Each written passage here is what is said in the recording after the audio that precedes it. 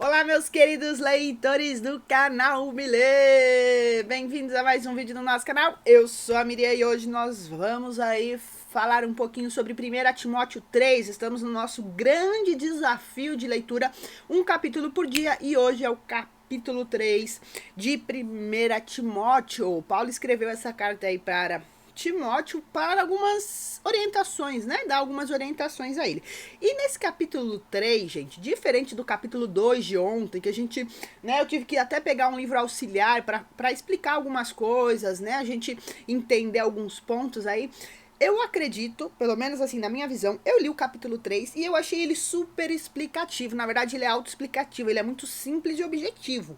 Então, né, eu acredito que é super fácil de entender. Se você já leu, você deve ter concordado comigo. Se não, comenta aqui que eu quero saber a sua opinião. Né? Porque o quê? Ele dá instruções, ele fala como que tem que ser os bispos e os diáconos, né? Então ele dá algumas orientações. E algo importante que a gente precisa entender é que quando ele fala bispo, pastor e presbítero, ele está se referindo à mesma coisa. Isso está lá em Atos 20, depois você leia. Então, recapitulando, quando ele vai falar de presbítero, bispo e pastor, ele está se referindo à mesma pessoa, né? A mesma ali função dentro da igreja, certo? Leia lá Atos 20. E aí, o que ele fala, gente? Ele fala né? Uma pessoa que quer ser bispo, uma pessoa que quer ser presbítero, uma pessoa que quer trabalhar ali, né? Quais são os requisitos? O que ela precisa para isso, né? Então, o que é necessário? E aí ele já começa assim no 2, né? É necessário, pois, que o bispo seja irrepreensivo, marido de uma só mulher, moderado, sensato, responsável, hospitaleiro, né? Aquelas pessoas que sabem receber bem, que recebem as outras pessoas na sua casa e tudo mais. Apto a ensinar. Então são as características, né? Do que é necessário para ser um bispo aqui. Não deve ser apegado ao vinho, nem violento, mas sim amável, passivo, não apegado ao dinheiro. Ele deve governar bem a sua própria casa, tendo filhos sujeitos a ele, com toda dignidade, pois se alguém não sabe governar a sua própria casa, como pode cuidar da igreja de Deus? Então, assim, gente, eu não tenho o que falar, tá explicadíssimo aqui, né? É algo óbvio. 6, versículo 6. Não pode ser recém-convertido, para que não se ensoberbeça e caia na mesma condenação em que caiu o diabo.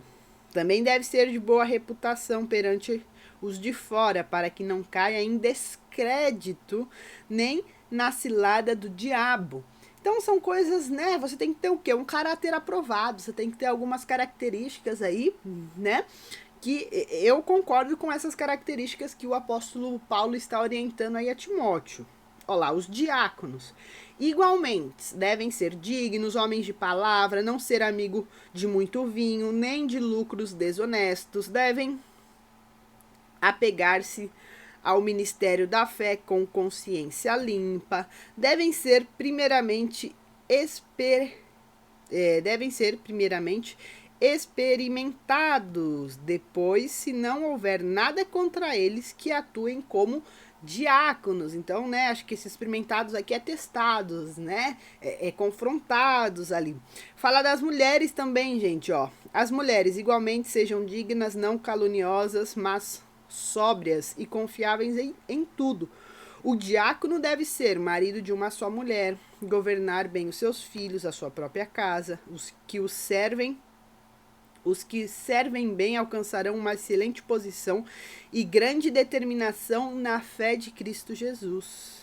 Escreva estas coisas, embora, né? Então aqui ele já está terminando o capítulo, falando que ele escreve, mas ele espera em breve ver o nosso querido Timóteo, né? Mas que não demora. Ele, desculpa.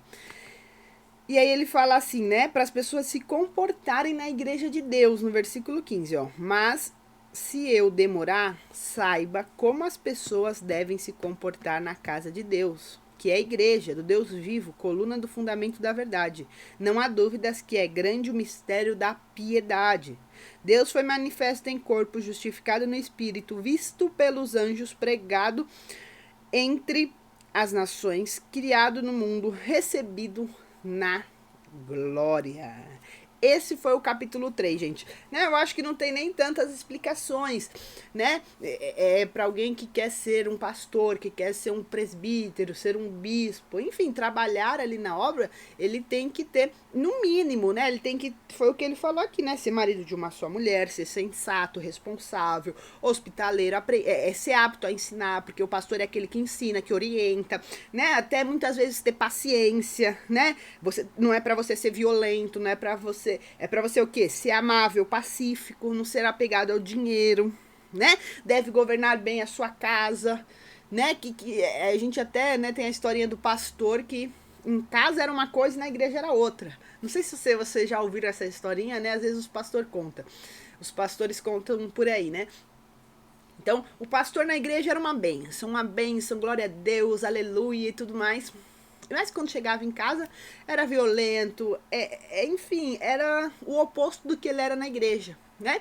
E aí um dia o pastor estava pregando, chega a mulher com os filhos, com um monte de coisa, com uma mudança, falou, agora a gente vai mudar para cá, porque aqui você nos trata bem, você é o amável, né? Então, muitas vezes, infelizmente acontece isso, né? Os pastores... Não estou generalizando, não estou falando que são todos, mas infelizmente acontece. Na igreja é uma coisa, em casa é outra. E o que o apóstolo Paulo está falando, você tem que saber governar bem a sua casa. Você está cuidando da sua casa? Porque a casa, né, de um ministro, de um pastor, de um presbítero, de um diácono, o primeiro ministério de qualquer pessoa, na verdade, é o quê?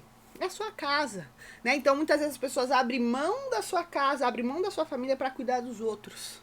Né? Então, se você não está governando bem a sua casa, como você vai governar a casa de Deus? A casa do Senhor. Então, assim, são coisas óbvias, né? Assim, no meu ponto de vista, que não tem muito o que explicar e questionar, né? Mas, assim, pra gente refletir. Talvez você tenha um desejo, talvez, de ser diácono, de ser pastor, de ser bispo, enfim, de ser alguma coisa, de trabalhar na igreja, né? Então, esses são os requisitos, né? Será que você está apto, né? Segundo o nosso querido apóstolo Paulo, né? As mulheres aqui, né, serem dignas, não caluniosas, mas sóbrias e confiáveis. Será que nós temos sido mulheres confiáveis, mulheres sóbrias, né?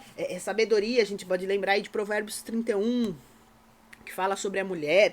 Então, ele escreve aqui coisas que são, né, eu acho que é o mínimo, né? É o mínimo aqui, ter dignidade, ter caráter, ter palavra, né? Porque se você queima o filme, infelizmente tem pastores que estão queimando o filme de Jesus, né? E infelizmente as pessoas ficam olhando para os homens e se desviam, né? Algo que a gente precisa entender é o que? É que o homem é falho, né? Você que frequenta uma igreja, você que talvez é pastoreado por alguém, né? Por algum líder e tudo mais, saiba que, né? Eles são humanos, né? Ou seja, estamos sujeitos a falhas, a erros. Então, sempre que você, né, estiver sendo pastoreado por alguém, né, não coloque a sua expectativa nessa pessoa, né? Não coloque assim todas as suas, né, sei lá, a sua confiança, tudo, porque ele é meu pastor, né? Lógico que nós temos que honrar nosso pastor, amar nosso pastor, fazer o que puder para ajudar, mas às vezes a pessoa ali comete um erro, ou às vezes uma falha, nem é algo tão grave, né? Não tô falando assim de algo uau, mas às vezes você se decepciona por uma fala, ou por algo que ele falou, e aí sua fé já vai esfriando e tudo mais, né? Por isso que nós temos que ter a nossa fé em Jesus Cristo, né? Confiar no nosso pastor. Lógico que você vai estar numa igreja que você confia, que você ama, que você gosta do pastor, mas você tem que ter isso muito claro na sua mente, que o pastor, ele é humano como você, né? Ele peca, ele tá sujeito a falhas, a erros. Então, né, eu acho que essa reflexão vai ficar legal aqui pra gente. Saiba disso, né? E sempre olhe para Jesus, né? Porque eu sempre falo aqui, A igreja, gente, é um grande hospital. As pessoas estão lá o quê? Para ser curadas, transformadas, libertas, né? Às vezes nem é o pastor que você se decepciona, é com uma irmã da igreja, você fez uma amizade legal com alguém, aí esse alguém te decepcionou, mentiu para você, e aí você já não quer mais ir na igreja, não quer mais falar com Jesus. O que Jesus tem a ver com essa pessoa? Não tem nada, né? Você que colocou muita expectativa nessa pessoa e né? E se decepcionou. Então, assim, sempre olhe para Jesus, coloque a sua fé em Jesus, né? A sua expectativa em Jesus, né? Jesus é o centro, tem tudo a ver com Jesus, é tudo para Jesus, toda a honra e toda a glória, todo louvor. Então, né? Lembrando, eu não tô falando aqui, né? Não deixe de honrar o seu pastor, não deixe de amar o seu pastor, não deixe de orar pela vida do seu pastor, porque só quem é pastor, só quem é filho de pastor, né? Só quem conhece um pastor de perto sabe tudo que ele passa, né? Para ser ali o sacerdote da igreja, para trazer a mensagem, para ter paciência, para conversar com todo mundo. É difícil, gente, não é fácil. Eu falo isso porque eu sei, né? Eu tenho pais que são pastores e eu vi isso a minha vida inteira. Então, ore por ele, né? Mas não coloque a sua expectativa, né? Assim, não fique esperando que ele vai ser perfeito, que ele nunca vai errar e que ele sempre vai fazer o que você quer. Né? Na verdade, nem Jesus, né? Nem Jesus faz tudo que a gente quer. Então, pense sobre isso, né? Ele tem que ser reto, ele tem que ser íntegro, né? O seu pastor, né? Você pode até analisar a sua liderança. Será que ele está sendo alguém amável, alguém que está ensinando, alguém pacífico, alguém que não é pegado ao dinheiro? Tudo isso você pode analisar, né? A sua liderança. E se ele está adequado, ok, né? Mas saiba que Jesus é o nosso bom pastor. Jesus é aquele que não nos decepciona. Às vezes a gente fica meio decepcionado, né? Porque a gente pede uma coisa e ele faz outra, Jesus também, né? Mas enfim, é isso, gente. Eu espero que tenha te ajudado. Não tem muito o que falar nesse capítulo 3 e amanhã a gente se vê no capítulo 4. Um beijo no seu coração. Fica bem e a gente se vê amanhã. Tchau.